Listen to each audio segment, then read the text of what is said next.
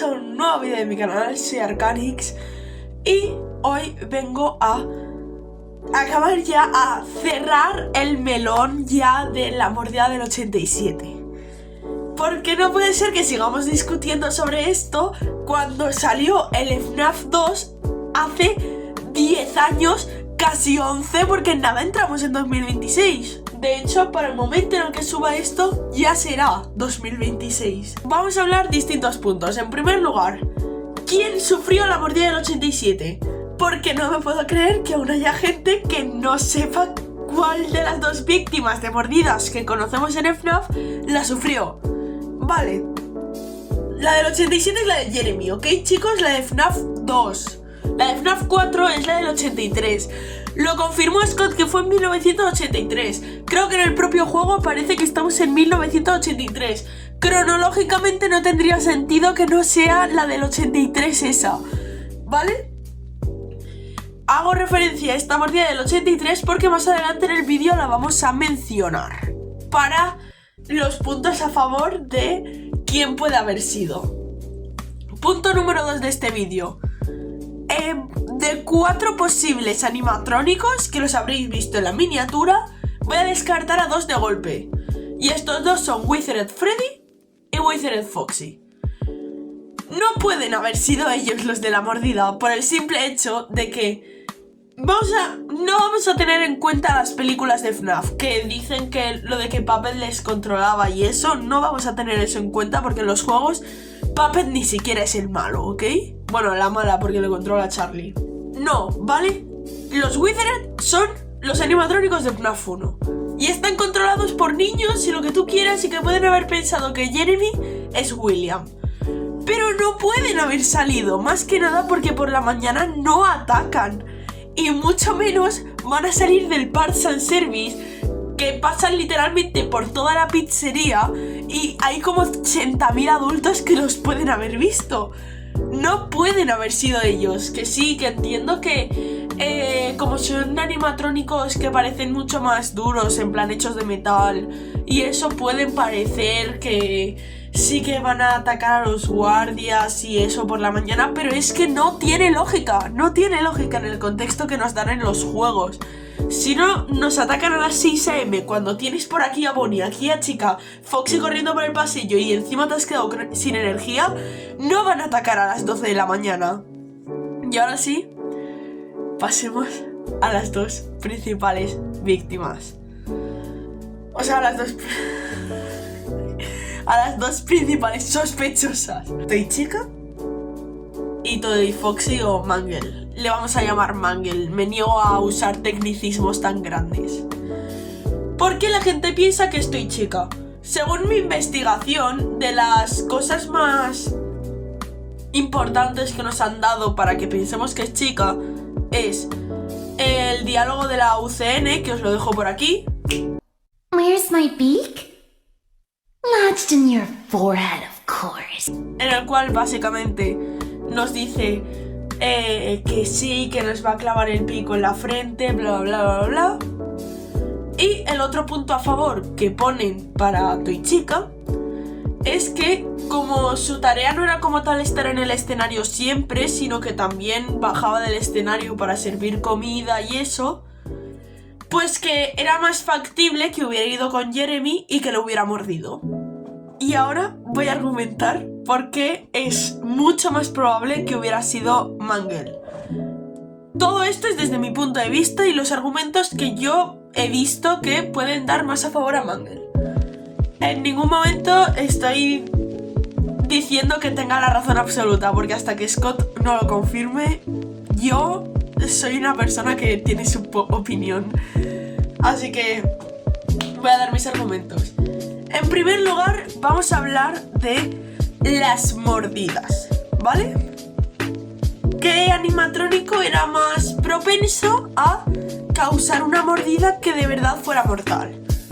Y digo mortal porque en FNAF 3, cuando recibimos la llamada sobre la mordida del 87, se nos dice exactamente: no sé cómo alguien puede sobrevivir sin su lóbulo frontal.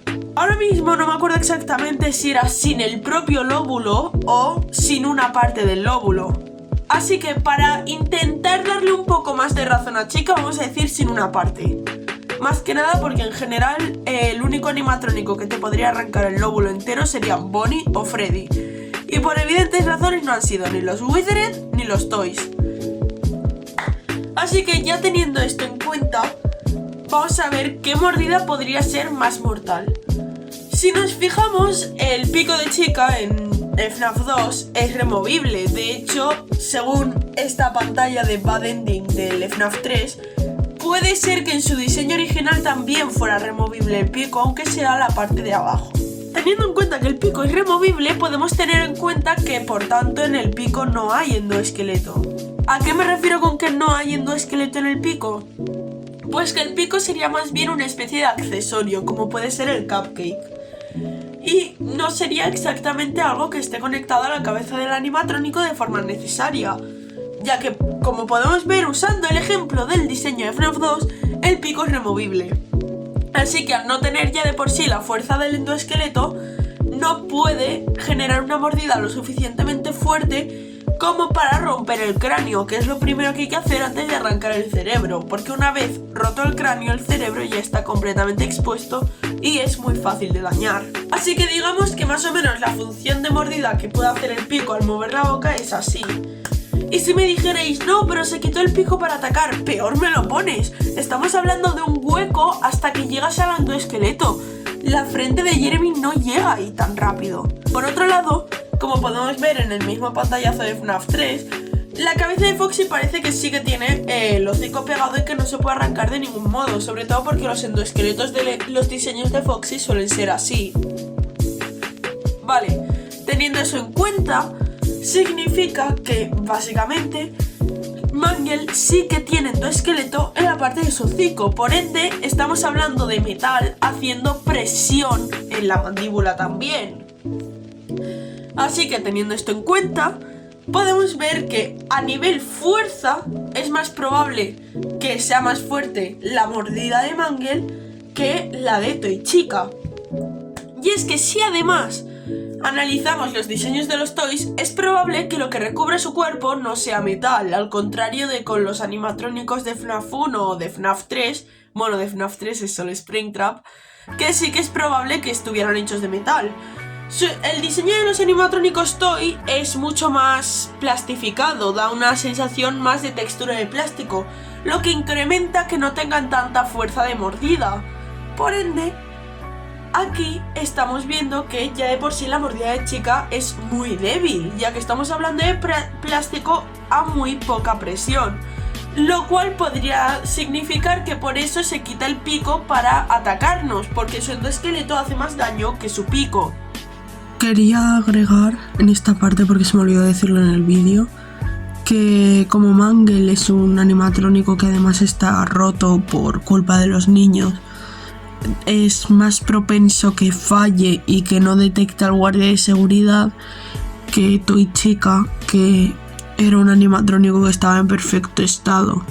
Pero además, si me vinierais diciendo, no, es que entonces según tu lógica, en la mordida del 83, Crying Child tampoco debería haber muerto porque los dientes de Fredbear son planos y en el pico de Chica los dientes también son planos.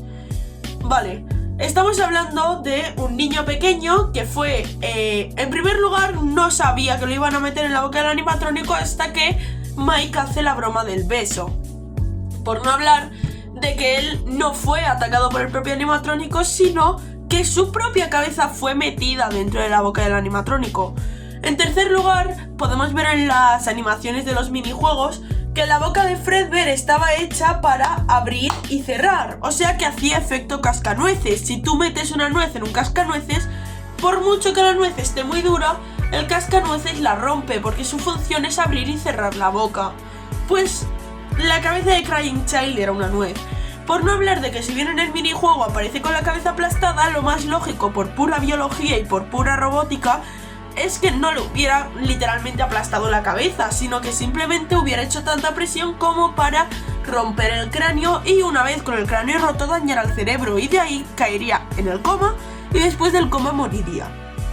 Vale, Ya por esa parte, la mordida del 83 analizada, por no hablar de que, como podemos ver, Fredbear era un animatrónico antiguo, por lo que sí que tendría sentido que esté hecho de metal, por no hablar de que ya de por sí con los springlocks y el endoesqueleto seguramente haría mucha presión en la mandíbula, y su mandíbula no era removible, sino que estaba unida a su cabeza, por tanto sí que es parte del endoesqueleto y sí que aplica mucha presión, al contrario del pico de Toy Chica.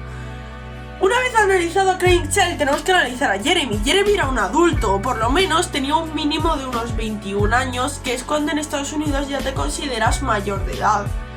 Entonces, digamos que Jeremy tiene unos 21 años, vamos a decir que es un hombre joven, muy joven, un adulto reciente. Jeremy, teniendo esa corta edad, ya de por sí es un chico, es un hombre, es un adulto, y ya por biología tiene buena capacidad física.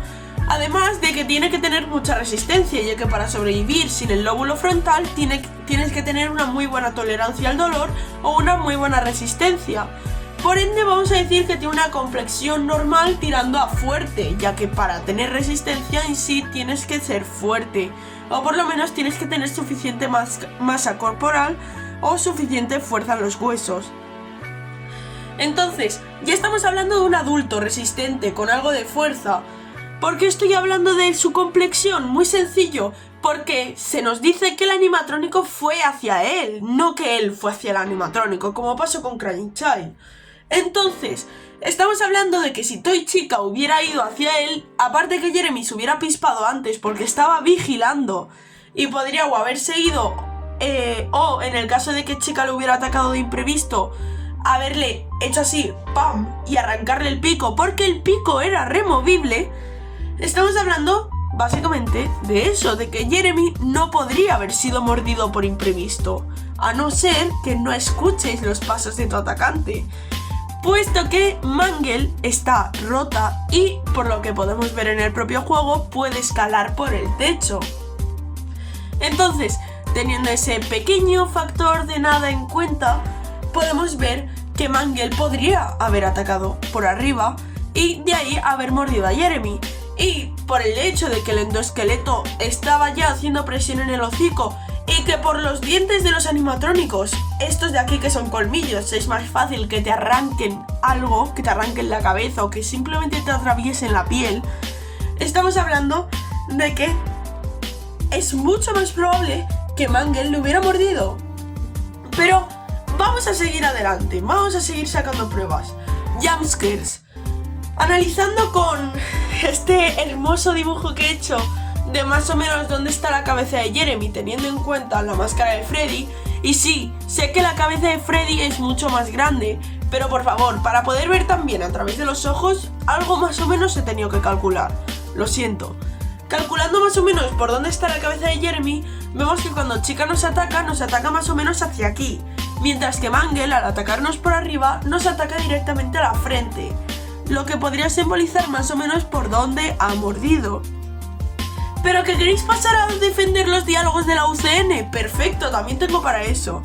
Básicamente, en la UCN, Toy Chica nos dice: ¿dónde está mi pico clavado en tu frente? Efectivamente, clavado en la frente, pero para clavar algo se tiene que quedar así, por ejemplo. Así, algo está clavado en mi frente, pero no me está atravesando el cráneo, no me ha llegado a tocar el cerebro. Entonces, lo más probable es que Chica se refiriera literalmente a clavarlo, porque si no, pues la verdad es que lo siento mucho, Chica, pero tu mordida, simplemente por unos cálculos hechos de cabeza, tampoco soy de ciencias, por unos simples cálculos tu pico acabaría como mucho aquí clavado. Y esa es otra cosa. El hocico de Foxy sí que es más probable de haber mordido, ya que tiene colmillos por todo el hocico. Por ende, puede haber llegado a atacar hasta aquí si se lo hubiera propuesto. En cambio, Chica, como mucho, podría haber llegado hasta aquí. Y hasta aquí toda mi argumentación. Espero que os haya gustado. Si queréis más teorías, pues podéis ponérmelo por los comentarios. Dadle like, suscribiros, que me ayuda muchísimo. Y nos vemos en el próximo vídeo. Recordad no meter la cabeza en animatrónicos. No creo que acabéis muy bien.